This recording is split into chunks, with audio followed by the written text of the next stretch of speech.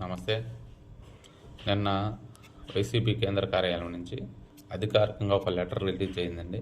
అదేంటంటే బోరగడ్డ అనిల్ కుమార్కి వైసీపీ పార్టీకి ఎలాంటి సంబంధం లేదు అనే విధంగా లెటర్ ఒకటి రిలీజ్ అయింది.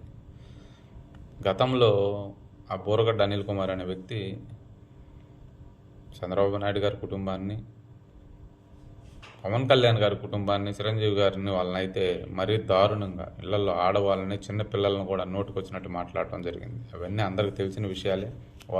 అతని గారి నోటికి అద్దు పద్దు లేకుండా ఇష్టం వచ్చినట్టు మాట్లాడుతూ ఉంటే జగన్మోహన్ రెడ్డి గారు చూసి ఆనందిస్తూ, జగన్మోహన్ రెడ్డి గారికి నేను విధేయుడిని, జగన్మోహన్ రెడ్డి గారి శిష్యుడిని, నేను భక్తుడిని అని చెప్పి అనిల్ కుమార్ చెప్తా ఉంటే జగన్మోహన్ రెడ్డి గారు ఏ రోజు స్పందించాల.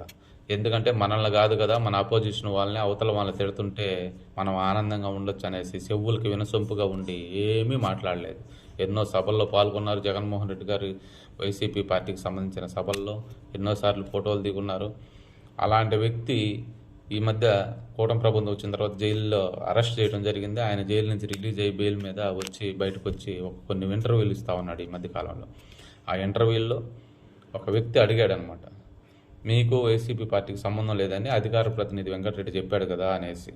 అప్పుడు బోరగడ్డ అనిల్ కుమార్ అసలు రూపం మళ్ళీ బయటకు వచ్చేసి, ఆ నోటి దోల అనేది ఆగకుండా బయటకు వచ్చేసి, వాళ్ళు నేను కులం తక్కువడిననే, వాళ్ళు రెడ్లనే, అది ఇది అనేదో నోరు జారటం జరిగింది.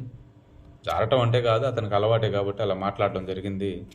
ఆ సందర్భంగా జగన్మోహన్ రెడ్డి గారు వైసీపీ పార్టీ వాళ్ళకి ఆదేశాలు ఇచ్చి ఆ లెటర్ రిలీజ్ చేయండి కేంద్ర కార్యాలయం నుంచి అని చెప్పి ఆదేశాలు ఇవ్వటం జరిగింది. ఏరే వాళ్ళని తిడుతుంటేమో జగన్మోహన్ రెడ్డి గారికి బాగా ఆనందంగా వినసొంపుగా ఉంటుంది. తీరా జగన్మోహన్ రెడ్డి గారికి ఆ రెడ్డి సామాజిక వర్గాన్ని తిట్టడంతో జగన్మోహన్ రెడ్డి గారికి కొంచెం రోసం వచ్చి, సురుకు వచ్చి ఆ లెటర్ రిలీజ్ చేశారని నేను అనుకుంటా ఉన్నాను.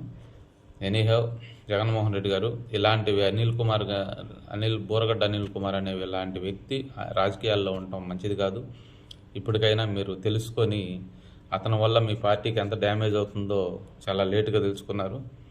పోనీలే, ఇప్పుడైనా మంచి పని చేశారని అనుకోవచ్చు.